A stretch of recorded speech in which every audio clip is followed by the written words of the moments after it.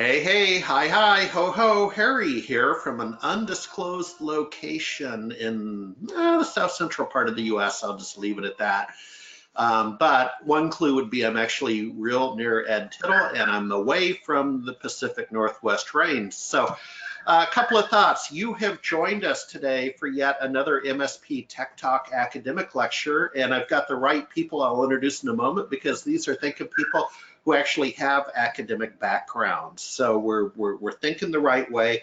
Plus, we are sponsored once again by our well-behaved and well-trained domesticated vendor, Fortinet. We're going to talk about security throughout the webinar and also give Fortinet a tip of the hat that allows us to be on the air like public TV and national public radio. I don't really have announcements. Just finished up Ingram 1 in Denver last week. And quite frankly, in this particular segment of the MSP channel partner area, probably won't be on the road until January. So no see me here, see me there announcements. Please use the question feature in your control panel. Ask questions that we will answer throughout the webinar. Jennifer Hallmark's in the radio control room, and a little secret about Jenny is she's just under 12 hours away from taking a well-deserved 30-day sabbatical from SMB Nation after 12 plus years of service. So we applaud Jenny.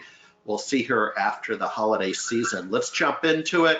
We are doing a deep dive on what I consider one of the greatest opportunities into support coming up in January 2020 for a couple of Microsoft product stack family members. We're going to key in specifically on Windows 7. And I hope you care. I hope you care. Doggone it, guys. God bless you. But we throw opportunities out your way, and let's see if you'll catch what we're throwing. With that said, Ed Tittle, this is a high honor, my friend. You're out of Round Rock, Texas, just north of Austin. Please introduce yourself for our audience that hasn't bought one of your books or seen some of your content. Okay, thanks.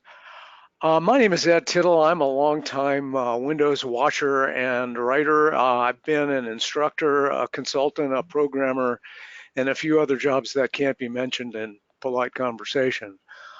I'm also right now a Windows Insider MVP and have been since 2017. So I get a chance to go to Redmond every year and hear under non-disclosure what they're planning on doing to my beloved operating system next year. Hopefully, when I come back from the next one this spring, I'll be all jazzed and have more information to share with you guys and with Harry as well. Thanks.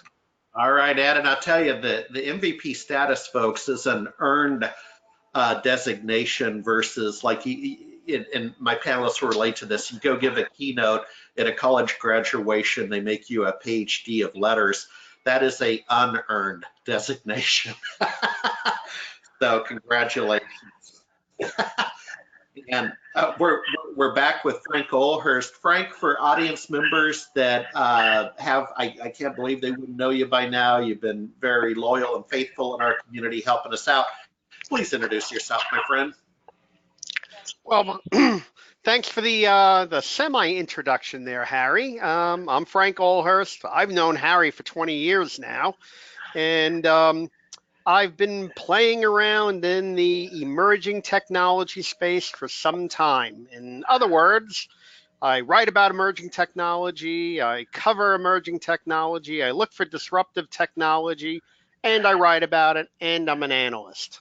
But in the real world, you know, people would call me an IT journalist. I've worked at CRN, I've worked at eWeek, I've launched publications, I've authored books, I've done many things with Harry.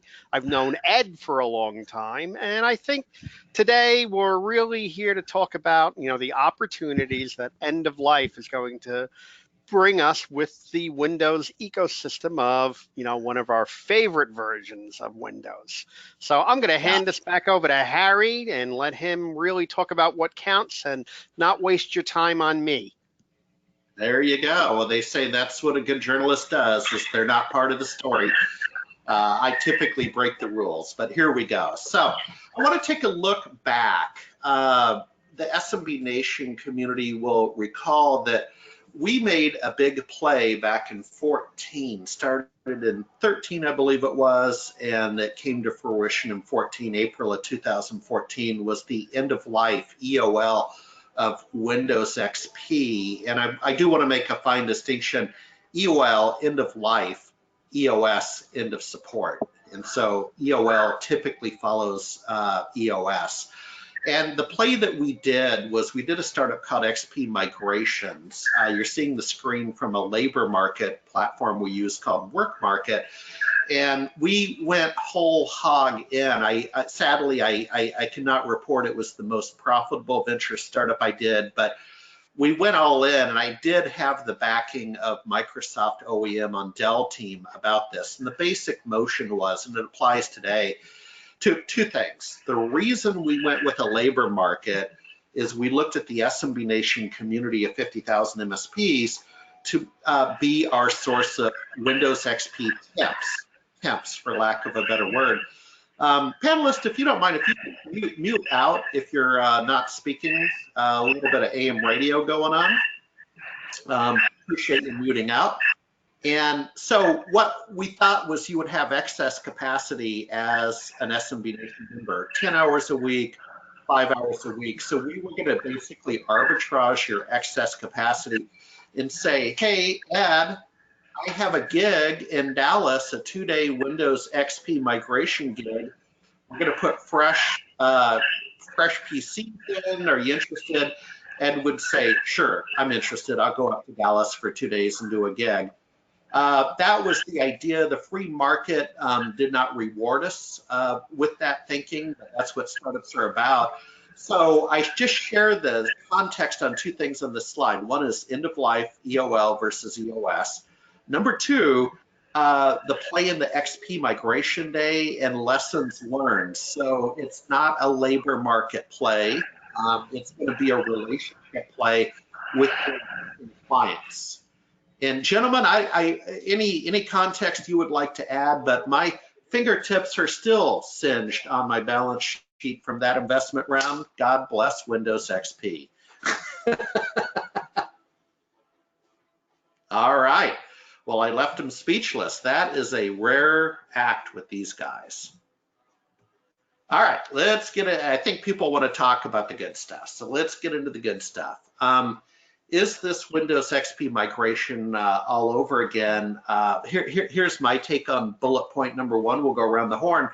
So first of all, no. Knowing what I know today in the startup I did on XP migrations, the answer is no. And I don't think you can use the same line of reasoning. So what we did inside building 122 in Redmond with OEM and Dell team was, quite frankly, we were looking at home alarm sales ads. The boogeyman is out in the bushes or right around the corner. You better get a home alarm system. So we played the security argument, and it didn't land. And gentlemen, Ed, we'll start with you. Kind of thinking back to yesteryear and the boogeyman argument, and it's not XP migrations all over again. What's your context on what you think 7 is going to look like, EOS?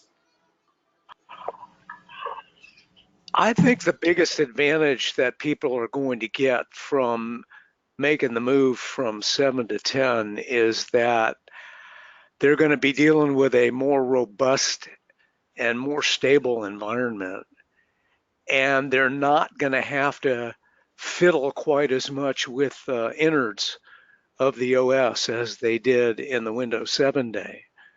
Just for grins, last week, my buddy Kari the Finn and I dug an old Windows 7 key out of the mothballs and installed it on a VM, and we found that the upgrade that Microsoft supposedly canceled out in, I think it was 2015 or 2016, you can still upgrade for free from Windows 7 to Windows 10 as long as you have a valid Windows 7 key. And it'll then get a digital representation and be on Microsoft servers, at which point you can open multiple VMs with it and do all kinds of interesting things with it, just like a real Windows 10 key. So My gut feel is that the best argument for moving people off the dime is that they're going to get more capability, be able to run on newer hardware, have to worry less about drivers, and generally have a much more positive deployment experience. Okay, Frank, your 2 cents, and we'll move on to the next topic. Sure. When it comes down to it, overall, the move from 7 to 10 is going to be a lot simpler than other moves in the past. And the reason for that is that not only are there plenty of tools available from Microsoft themselves, there's also plenty of third-party tools. And a lot of the providers out there, such as whether it's ConnectWise or Continuum, or the folks that are doing the RMM and ITSM solutions for the channel, have created best practices pieces and created custom scripts and tools to ease moving from 7 to 10, because it's a something that businesses are going to have to do if they expect to continue getting the secure support from Microsoft in the form of patches and updates. So I think overall the challenge here is not as big of a challenge as what we saw going from XP to Windows 7. And I think the other thing that makes it a little bit simpler is that for most implementations, people are going to be moving from 64-bit to 64-bit as opposed to going from 16-bit to 32-bit like we've seen in the past. Yeah, that's actually a valid point. Next topic, migration versus new Freshies. So here again, I can share some context from the inside. I'm assuming my NDA is expired. If not, this will be, in fact, my last MSP Tech Talk on the air. But you moved to an undisclosed location, Harry. Microsoft won't be able to find you. Yeah, that's true. Good point. So a lot, say what you must about Microsoft, say what you must, but there are some really smart people over there in those organizations. I emphasize individually, not collectively. But what we did a lot of research, had a lot of meetings on migration, the in-place migration versus a Freshie. Now, obviously, what do you think the conversation was in Microsoft OEM on Dell team? Obviously, we wanted to sell you a laptop new and just be done with it and show off, the latest, greatest whiz-bang Intel chipset, yada, yada, yada. We had data to support that. We had time and motion studies and so on. Well, that's not a stretch. Now, that makes sense down in our beloved SMB. Where it wasn't practical was at the extreme enterprise level, right? You just couldn't spin the hamster wheel fast enough to up and get 10,000 units up and running ASAP in a like way. But on the migration side, shout out to friend of the family, LapLink. LapLink, well known in the 80s, 90s for the Macintosh PC connectivity, now known for PC movers. Shout out to LapLink. Frank, we'll come back to you on again, your opinion, your thought on an in-place migration versus a Freshie with a new machine. Sorry, I had to hit my mute button there. There's pros and cons to both ways of doing it. When it comes down to it, what you first have to determine is what's involved with the upgrade or the migration. Now, if you have if you're an MSP and you have a site that's using a lot of cloud services and not very many on-prem services, doing a fresh install might be a better way to do it. And also it gives you that opportunity to do a hardware refresh at the same time. If you're dealing with a site that has a lot of on-prem applications and installations and a lot of custom configurations, the upgrade might be the better path, because you can bring across a lot of that, shall we call it, DNA of Windows 7 into Windows 10, so that you can preserve a lot of things such as shortcuts, settings, and elements like that. So what you really have to do is, before you make a decision is really get an idea of the inventory of both the hardware and the software in use in the enterprise, whether it's a small, medium, or large enterprise. That is kind of going to be your starting point, because there are other considerations you have to take into account as well, such as the add-on applications, support applications. Are there client type applications installed for endpoint security? Are there remote control applications installed? Are those other types of support applications installed on those endpoints? All of those can have an impact on whether you do an upgrade versus a clean install. On the other hand, you can easily script a complete environment and push that down to each of the machines and do a fresh install with all of the applications pre-populated. But that takes a lot of work on the front end, and it can introduce a lot of particular problems. What most people have been doing by this point in time has been doing case installs. In other words, picking 10 to 15 machines and going through the process on those to see what types of problems they're going to encounter. But I have a feeling that if you haven't, moved to Windows 10 by now, you probably haven't gone through the practice scenario. So the first thing you should do is that practice scenario, and you should also establish, an inventory. Plenty of free tools out on the market for you to get that inventory, and you get the inventory of hardware and software to know what you're up against. Yep. Ed, your two thoughts on Freshie versus migration and what you're seeing in your research. Any propensity for one or the other? Well, I usually call them clean installs myself rather than Freshies, but I think we're talking about the same thing. Well, I'm a little chippy, but go ahead. It really helps to have somebody around or access to somebody who knows their way around sysprep and the unattend.xml file, because if you can, as Frank pointed out, set things up so that you can create an image that has the kinds of add-ons that you need in it, as well as the operating system, then you're almost always better off starting fresh when you can. And again, Frank is absolutely correct to observe that how much stuff you have to carry along with you from the old ways and the old days is really what's going to condition whether an upgrade or a clean install makes the most sense for you. And there's no better way to try it out than to take some test cases and to see what happens. Especially good idea to pick power users who know that Windows does break from time to time, so they won't be shocked, I tell you, when it happens. Next topic on test migrations on one system. Let me offer this up.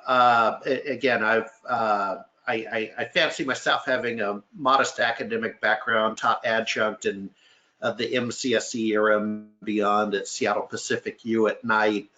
Love to go back. So as part of my journey, I chatted on a recent trip with the Austin Community College system because I wouldn't be invited to teach at the University of Texas. And then also back home, Bellevue Community College. And what I found, it's good and bad. And this is the point about the test migration of one system.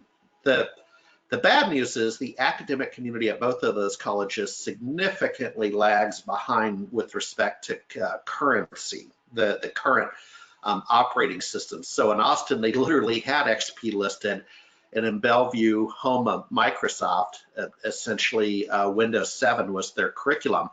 That was kind of a disappointment. But now think about it.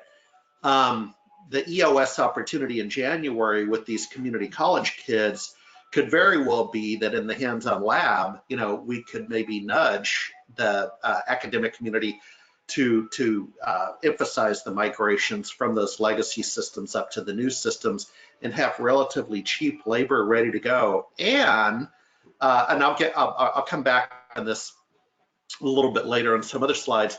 The duration time lag. So when April 14th, 2014 hit, which was the deadline for XP migrations, the world did not come to an end. Okay, we thought it would. It did not come to an end. In fact, it took a few years to see those migration numbers move. You're going to see it again, is my proclamation today, that it's not all going to be done by, I believe it's the 14th of January 2020, right after the holidays. So it's going to provide opportunity for people to test and do this work. And again, a shout out in an odd way to the community college system that might actually be in the catbird seat to provide low-cost labor. Frank, I think this was actually your point during our rehearsal about the one system test. You've kind of hit on it if you want to just sign off on it. Right. You know, the key for doing that test comes down to discovering what you might miss. And I'll give you a good example.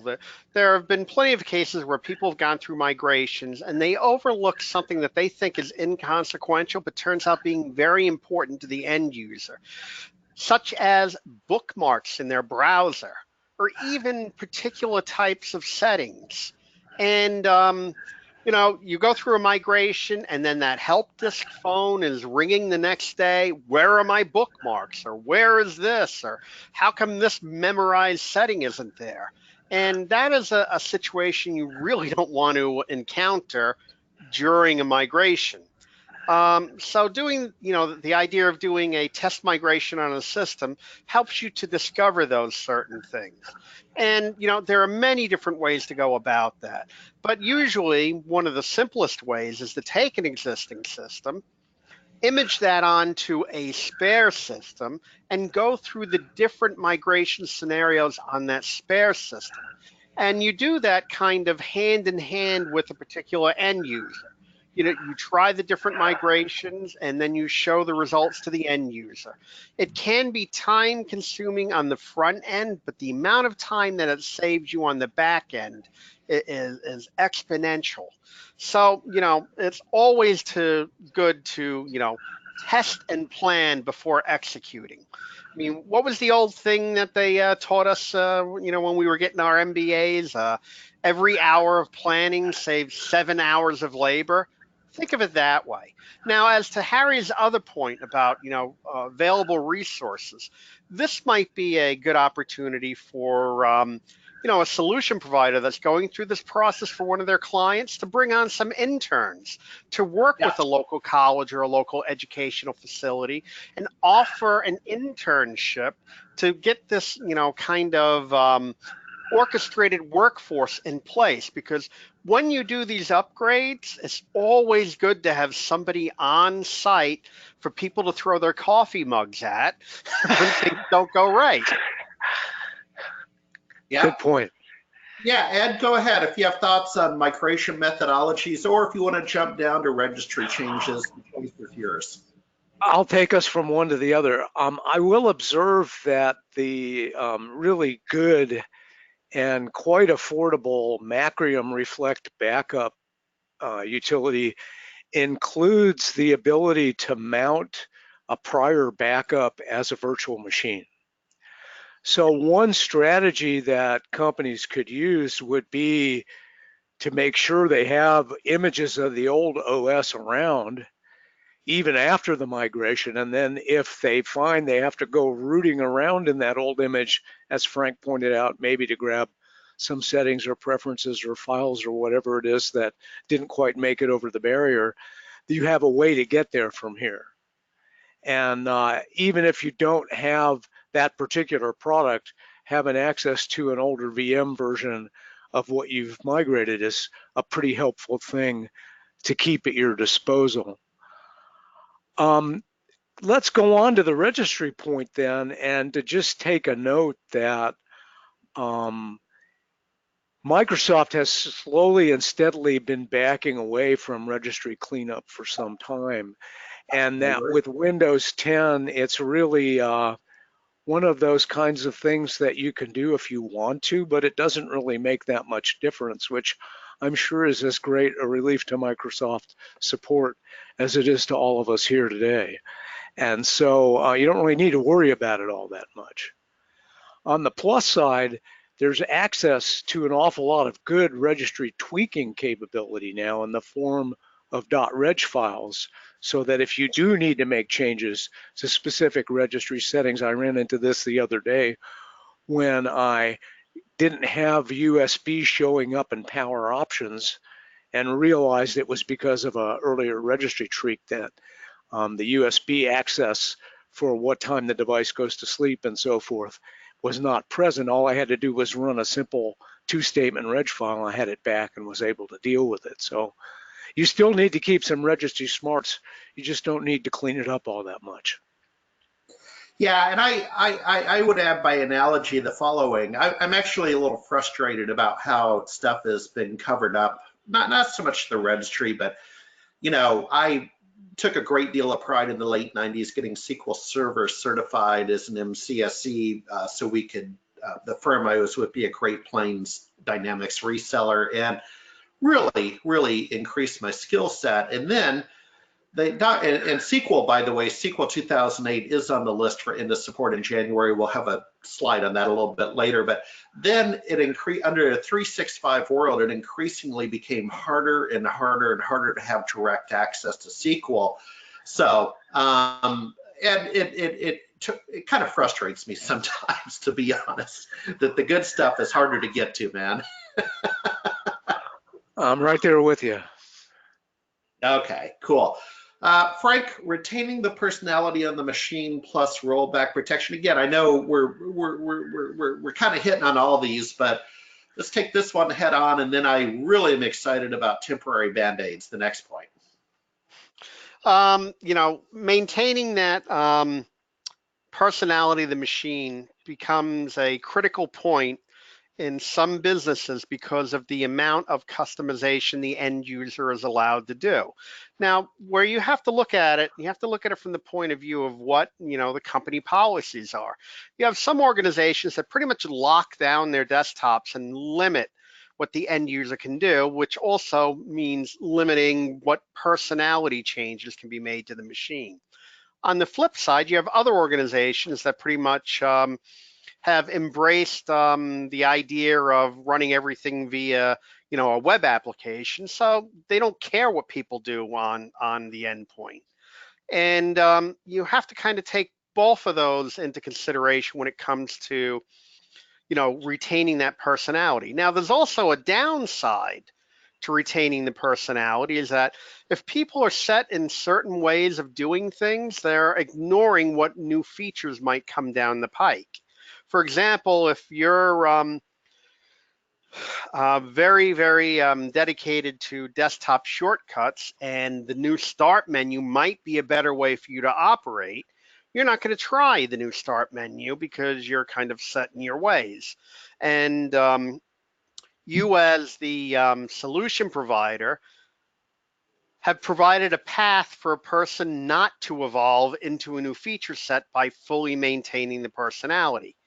But then you have to balance that with training. Now, training is another opportunity if you look at it properly from a solution provider point of view, because you can go in there and say, all right, we're going to expose all these new features and we're going to train the staff how to maximize their productivity on using these new features. In those cases, you don't want to maintain the personality of the machine. You want to pull the end users forward, and you want to hopefully make a little bit of profit doing education around that subject. Yeah, rollback.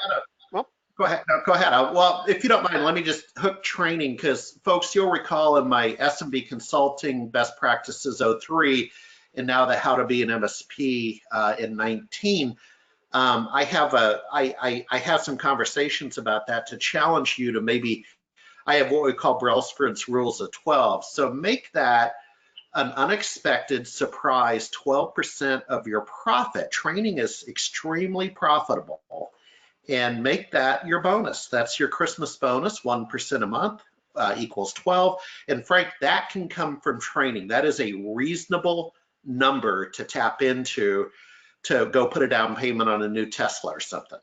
Go on. And also, I mean, that opportunity around training has other benefits. If you're an MSP and you're responsible for help desk support, every call to the help desk chews into your profits because it's time spent on a help desk call as opposed to on something more productive. And that's usually built into your service prices. If you train and educate the end users, it's more likely that you're not going to get as many help desk support calls. Now, just to continue on with my point about, pulling people forward into new features and new capabilities, that also allows you to kind of set the stage for being able to offer enhanced services by explaining to people that, these are the new things that you're able to do, and this is how your productivity can be boosted by knowing those new things. If you'd like to learn more, becomes kind of your hook at that point in time. Now, when it comes to the elements of rollback, rollback is kind of a difficult subject to talk about because 9 times out of 10, if an end user knows that you can roll back, instead of learning something new or trying the new system, they're going to kind of sabotage that upgrade to insist that you roll back to, what they're familiar with. Even though that rolling back might, expose them to security flaws or not provide support for new applications, they're going to be like, I need to go back to the way that I used to do things because that's how I know to do things. Roll me back. You want to make rollback kind of, a difficult option and only in the worst case scenarios. But, I kind of like Ed's suggestion. If you image the machine beforehand and mount the old machine as a virtual machine, you can give people the capability to, quote unquote, temporarily roll back to get to something that they couldn't do while forcing them to move into the future at the same time because, virtual machines, yeah, they work in a pinch, but you don't want to live your life that way on a desktop. I agree. And yeah, we also made an investment round in virtual desktop and VDI, and my fingertips are still a little bit singed from that round. But Ed, let's take on, in the spirit of time management, let's jump you down to what if we're not ready to migrate in time? How would you deal? We talked VM, but thoughts? What if we're not ready by mid-January? Well, then you kind of have to cross your fingers and hope for the best. Microsoft has a history of putting hard deadlines down that they then proceed not to fully honor.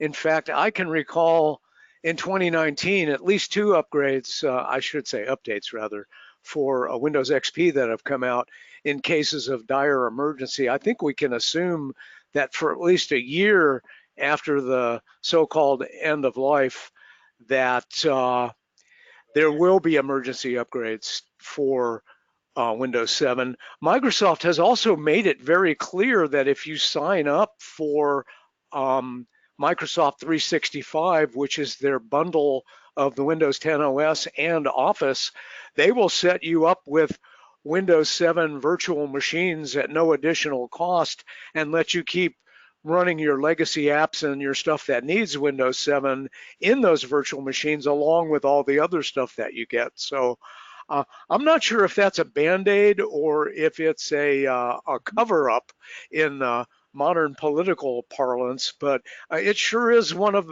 or the other of those things. And so those are some things that companies can look at. But I do think they will want to try to get their plans together and at least start moving in the right direction, even while they're suffering on the kindness of Microsoft, which is a somewhat workable but also incredibly scary way to run a small business. Yeah, I'll add value here again on by analogy. I understand we're talking Win 7 EOS, but by analogy, back in the XP or by his history in the XP era, the simple answer was that what we had back then. You guys will remember is we had 32 and 64-bit situations with customized apps. Like, okay, will it even run on Win 8 at the time? Right. Or I'm sorry, Win 8. And so the simple answer was to just unplug the XP machine, put it in a corner and unplug it from the world, and voila, voila, that little custom coded app would still run until it could be updated, to 64. You guys remember that? Hey, in the spirit of time, what I want to do, Jenny, I see there's some questions stacking up in my little lower window. I'll let you take on, but let's go to our conversation about Fortinet, and we're going to talk some football. Last night's game wasn't the most thrilling, but we have had some thrillers recently with my beloved Seattle Seahawks. Folks, you'll need to listen. On the computer speaker as we hear from our well-behaved friends over at Fortinet having a security conversation with SMB Nation. Jenny, we are on the ready for some NFL football.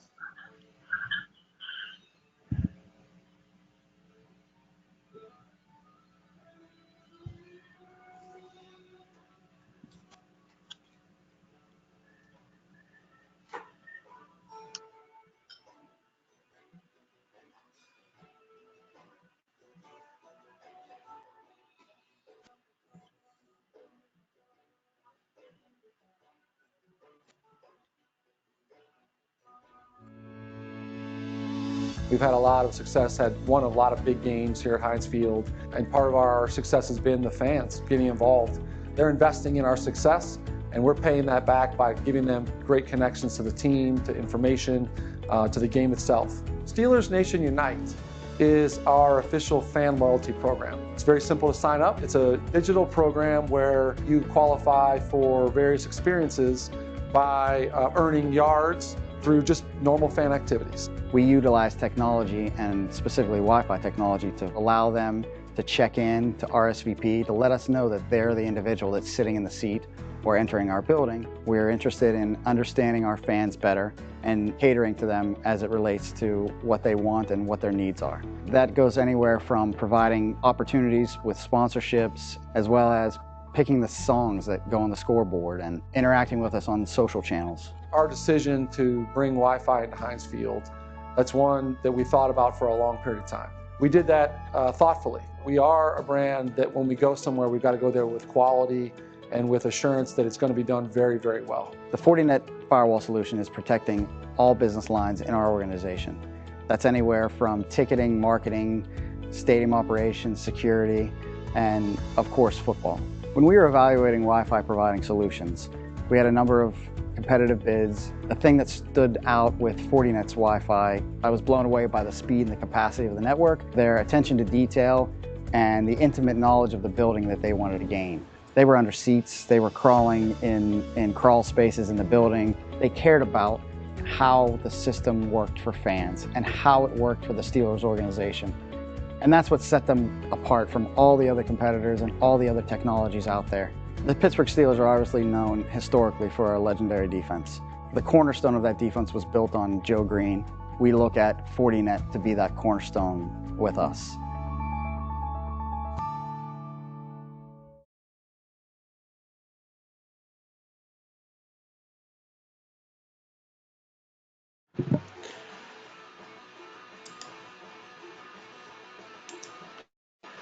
And we're back. Gentlemen, can you see my screen again? Let me first confirm we can see the screen. I can. All righty. Hey, Jenny, if you don't mind, do you mind coming on and reading off some of the questions? We're at a great break point. I'll leave the Fortinet slide up. Sure. First question, does Hipaa requirements force the medical world to migrate to Win 10 now? One of you guys? I'll answer that. Actually, no, it does not. The way the HIPAA legislation is written and the enforcement of the rules around HIPAA aren't so focused on the actual operating system you're running, but the security and data protection and privacy controls that you have in place. Now, if you take Windows 7, for example, end of life, end of support for Windows 7 means that there's a potential that, of course, systems can be exposed to new threats. But your security infrastructure that's in place should help protect against those new threats. We're not in a world we're no longer in a world where somebody directly connects a Windows PC to the internet.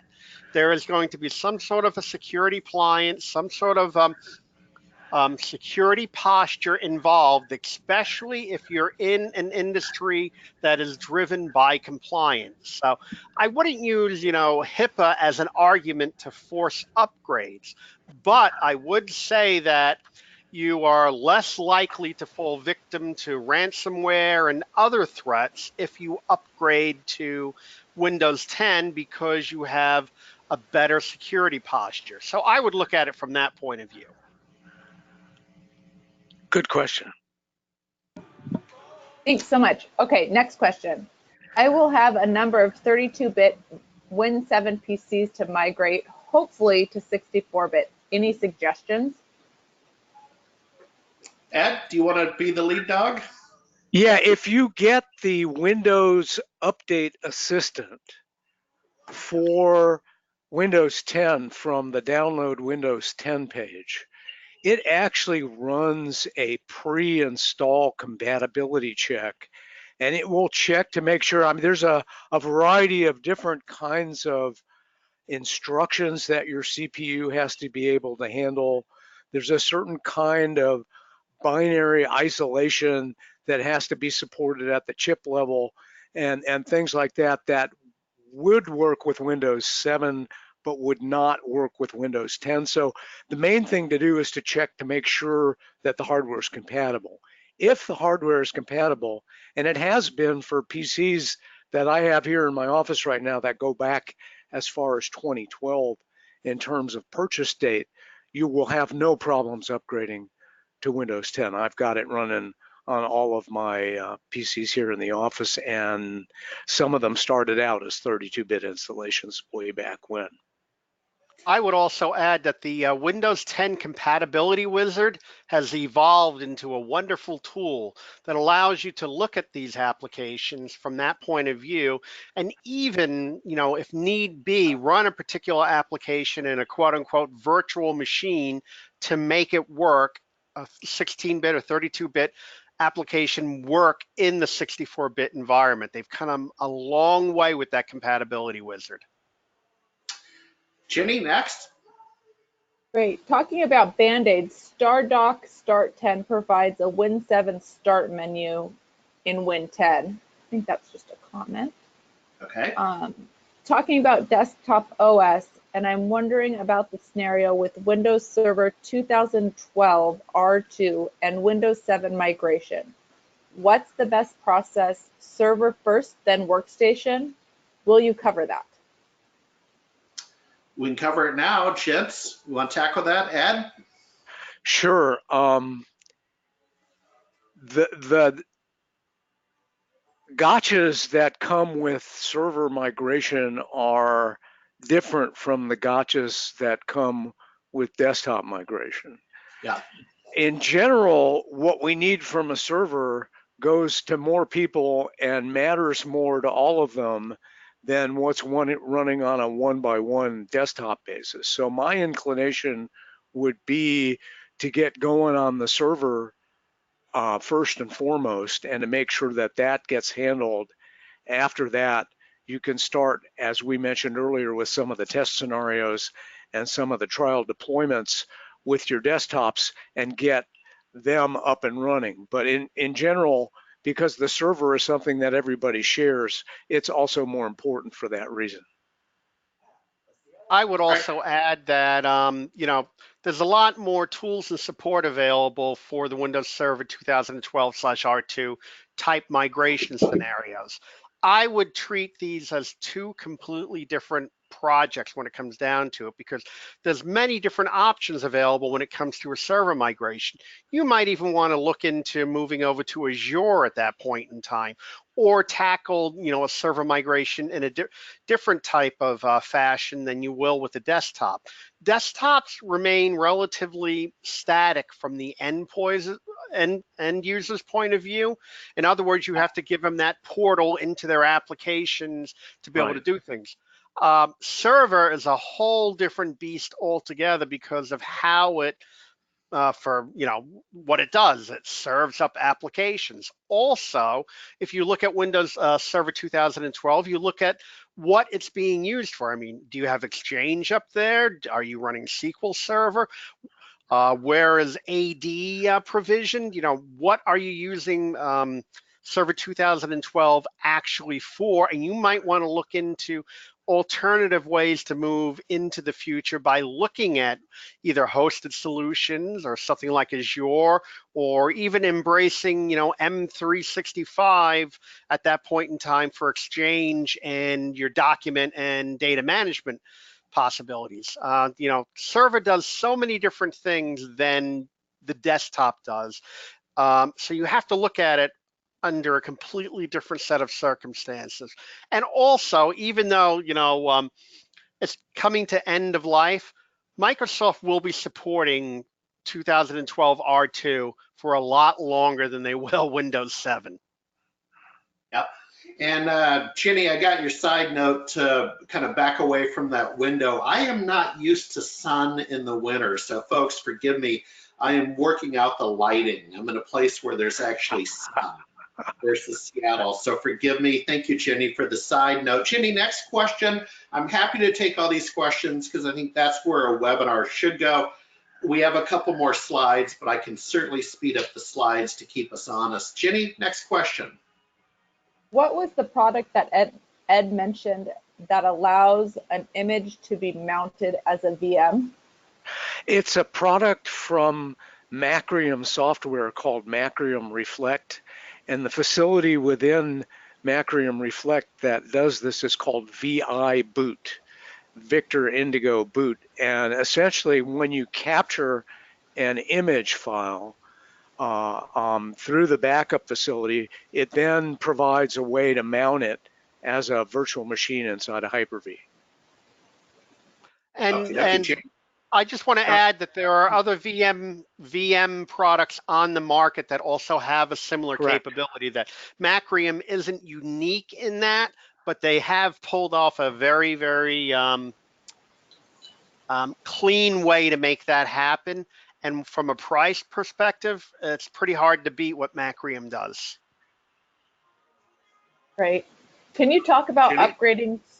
Yep. Can you talk about upgrading Server 2008 R2 to 2012 or 2016 or 2019? I think that's a whole nother webinar. Yeah, I agree.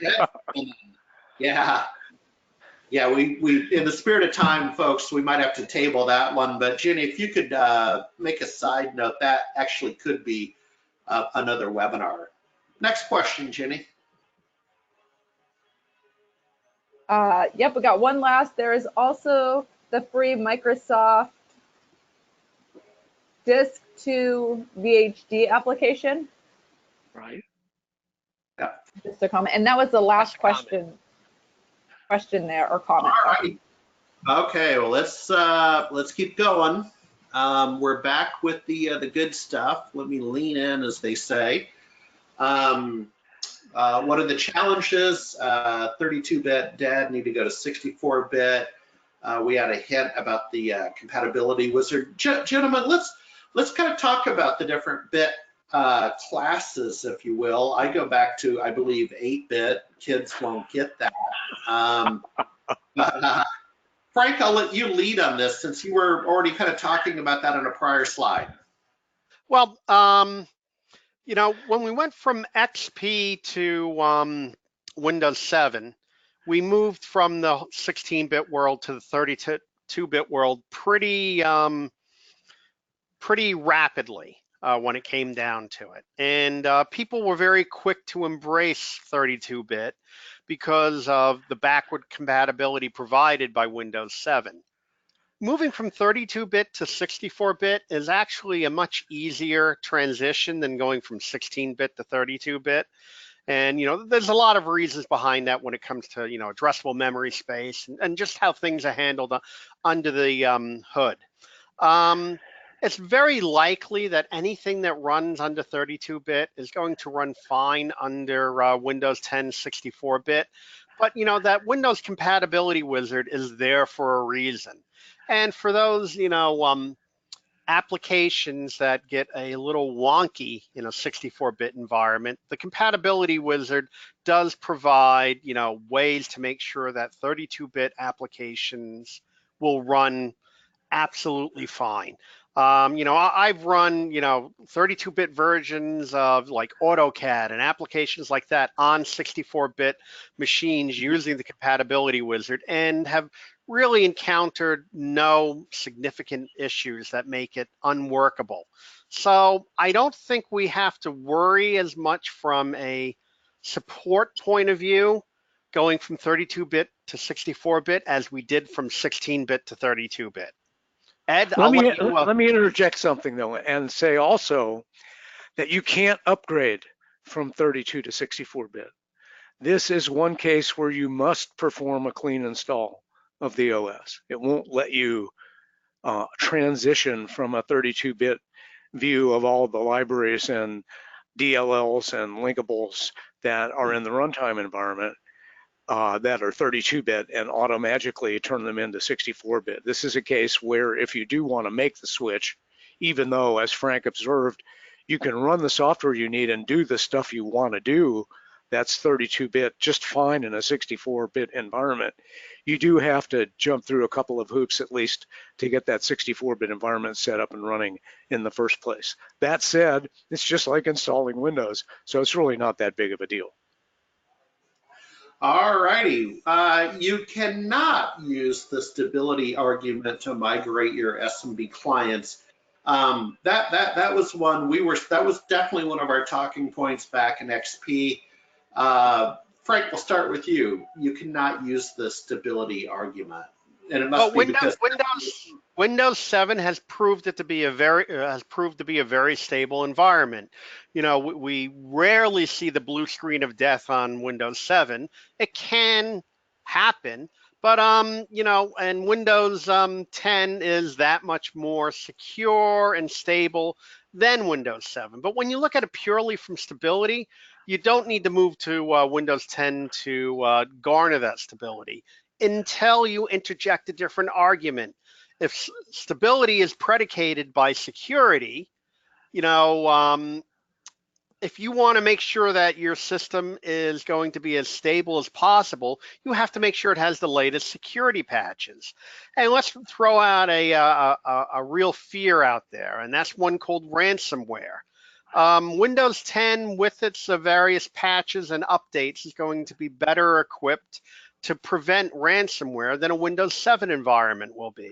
Now, it's debatable whether you consider something like ransomware being an issue of stability, but in the real world, if you can't work, you can't work, and it doesn't matter how stable the environment is. If it don't work, it don't work.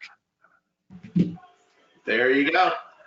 Ed, thoughts? Or Ed, do you want to jump into the support for 7? Transactional versus insurance selling approach, like you loosely translated, you better upgrade to prevent bad stuff from happening to you and your family. The insurance approach, this is more transactional. Actually, I think it's more a matter of, as Frank observed earlier, if you're willing to invest in understanding what's new and different about Windows 10. And it does take some time and some effort. And as Frank also pointed out, training is probably a pretty good idea. If you're willing to jump that hurdle, it doesn't have to be either transactional or insurance. It can just be a matter of, well, it's like the difference between hamburger and filet mignon. They're both perfectly acceptable ways to consume meat, but some people definitely prefer one over the other. And if you want to get on the filet mignon bandwagon, it might be a good idea to look further into Windows 10. Does that make the Impossible Burger a version of Linux? Sounds like a good analogy to me. There we go. All right. Hey, guys, let's keep moving. We have some things to cover, and I do want to leave time for more questions. So here's an interesting thing, folks. What I want you to do on screen number 2, don't shut us down, but go over to number 2 and go up to YouTube and search on SMB Nation, and you'll see a recent report, a recent interview that I did with Peter Tsai out of Spiceworks in Austin, Texas. We were at Spice World, and that's actually when in the press lounge, which was a little bit of a ruckus. There were a couple things going on. First of all, we had Franklin's barbecue in the press lounge. That'd be a multi-hour wait to go buy that. So that they were treating the press right. And then Ed, Frank, and I sat around eating Franklin's barbecue and came up with the idea for this webinar. The first time the 3 of us have worked together. Now, Peter Tsai is an analyst. He's a good one, and he does a lot of different studies. Spiceworks is research oriented. So this was the 2020 IT report, and I challenged him because he was reporting double-digit growth at IT spend. And at the time, I'm sitting here going, now again, research and opinions are all relative to the moment you say. It's a Polaroid snapshot. But at the time, front and center were the headwinds of the China tariffs. And I'm sitting here going, how the hell are you reporting significant double-digit IT spends in 2020 based on your survey data? Well, the answer was the January 2020 end of support. So the respondents to the survey were already factoring in buying new hardware, and that's where he was getting the bump. Amongst other things. Gents, you were at the same conference, and it kind of goes back to the fresh install, I call Freshie, and you call clean, versus migration impacting economic activity. Any unsolicited opinions on that? Well, I'll just observe that Gartner and Forrester have since published their own reports about PC sales and about their future projections for PC sales, and everybody is seeing an uptick that is supposed to carry midway, at least midway through 2020 and perhaps beyond. And all of them, while not attributing it 100% to the end of life for Windows 7, are saying that end of life for Windows 7 is having an impact on this. So it's pretty undeniable that the procrastination principle on hardware refresh has apparently been pushed as far as physics will let it go, and everybody's realizing that, oh, okay, well, I guess I better go out and buy some new hardware since I have to move to this new operating system anyway. And though, you know, I state it that way purposely for humor, there's an awful lot of truth in it too, and I don't think any of us is going to deny it. In fact, I'm going to be building another desktop, and I need to buy the boss a new PC as well before the end of the year because it's time, and the old stuff is getting old enough now that it's noticeably slower than we like it to be. All right, Frank, thoughts? Economic impact?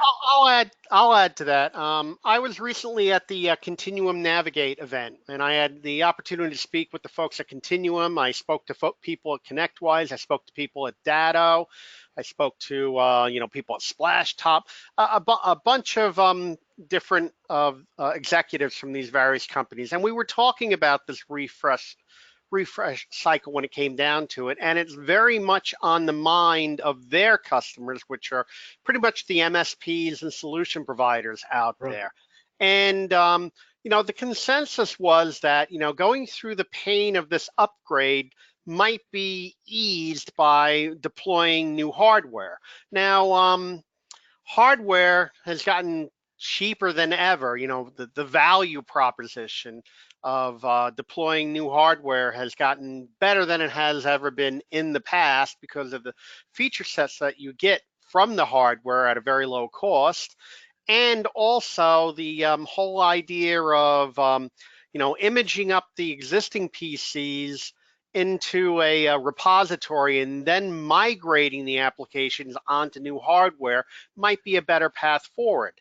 Along with that and cybersecurity concerns, there is definitely going to be an uptick in spending in 2020. Nobody denies that. The question is how do you as a solution provider maximize your slice of that pie? And that really comes down to, providing the services around these upgrades, performing the upgrades, and also being closely involved with your clients, what their, business ideology is to help support their business moving forward. You combine all those together, you can benefit from this uptick in purchasing while also being able to expand your level of services and becoming even more of a trusted advisor to your customers. All righty. Jenny, do we have questions while we're on this slide?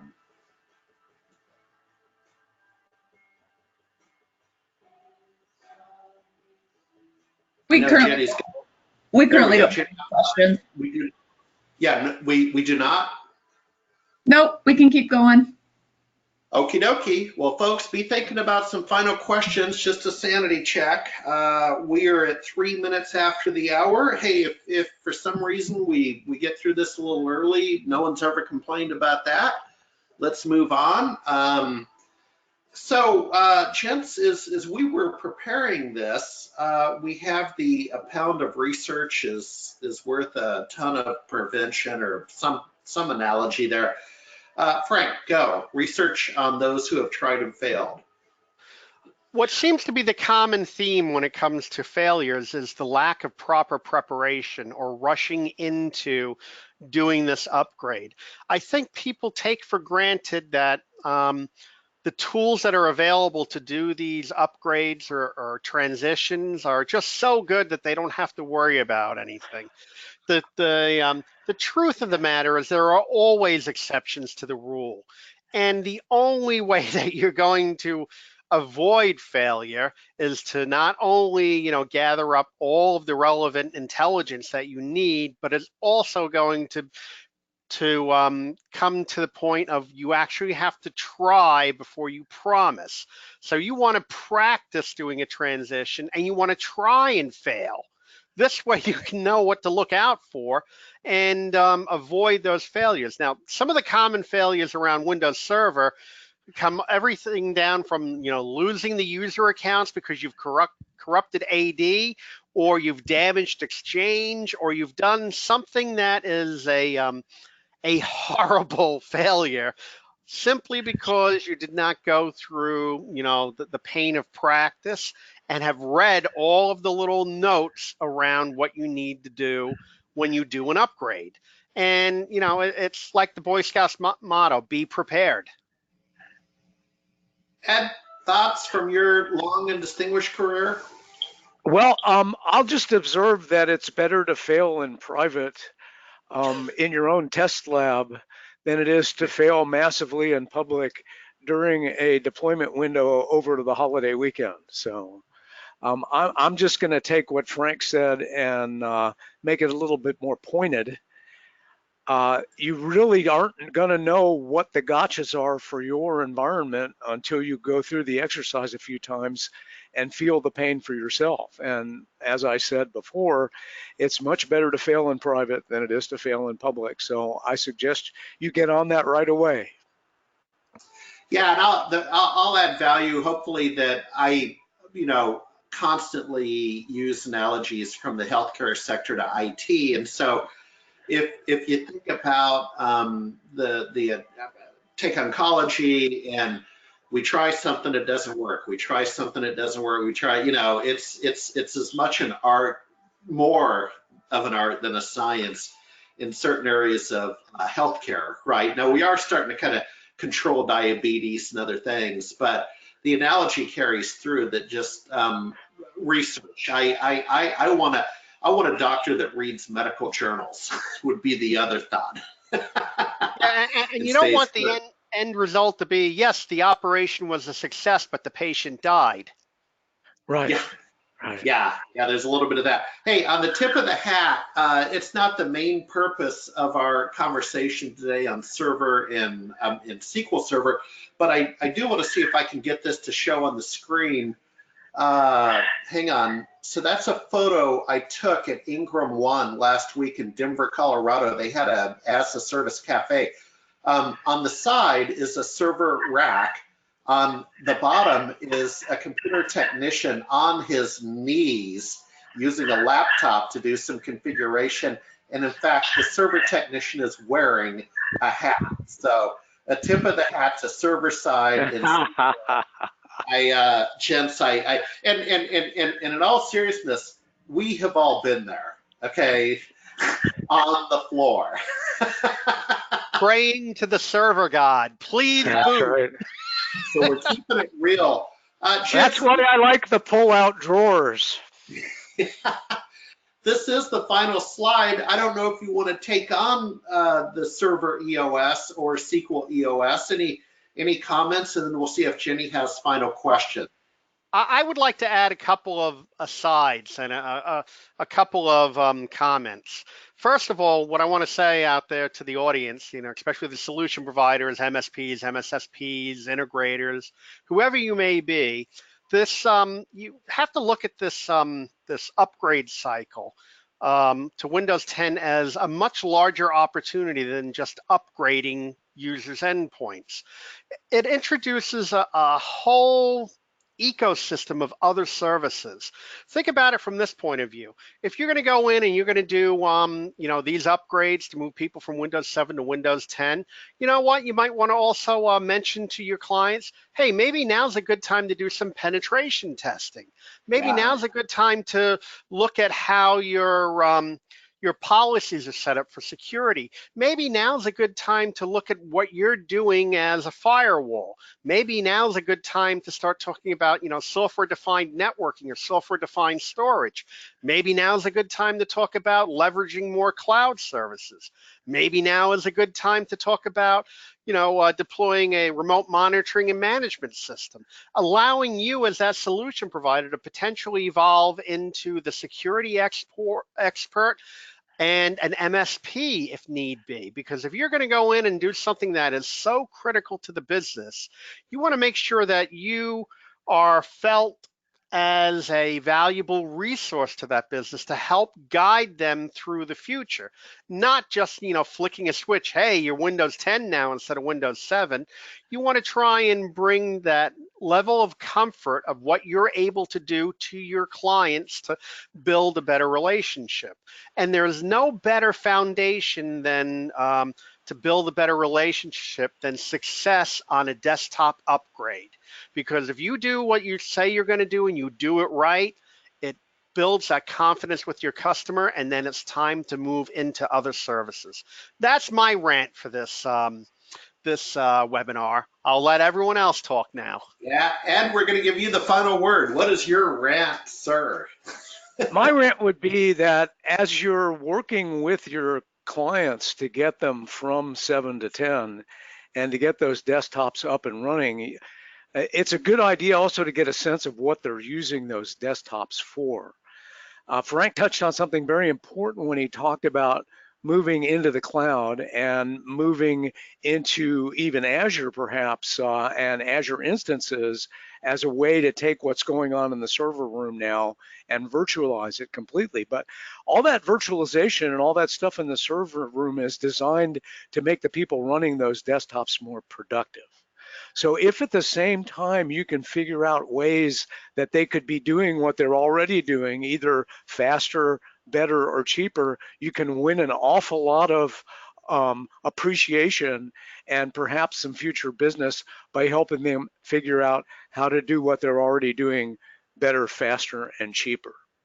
All righty. So Jenny, any final questions before? In fact, I'll just advance to the final slide. Jenny, anything hanging out there, please? We don't have any additional questions at this time. All right. Well, folks, I think the panelists join me in wishing Jenny a wonderful, well-deserved sabbatical, 30 days off starting tonight. She's going overseas to an undisclosed location, and we will see her essentially after the holidays. So, Jenny, thanks for all you do over the years. Enjoy it. I got it covered. I still can run this company. Or we'll find out. There you go. And happy holidays to everybody too. And All right. Harry, now's the opportunity for me and you to get into some trouble without Jenny around. Let's come up Yeah, with some new things to do. exactly. It's a couple of startup ideas. All right. Have a great day, folks, and especially be thinking about, in particular, Small Business Saturday is my favorite. We're coming up into the shopping season. Thanksgiving, Black Friday, and Cyber Monday speak for themselves. But because we're SMB Nation, go buy a beer down on Main Street on Saturday. Thank you very much. Thank you too.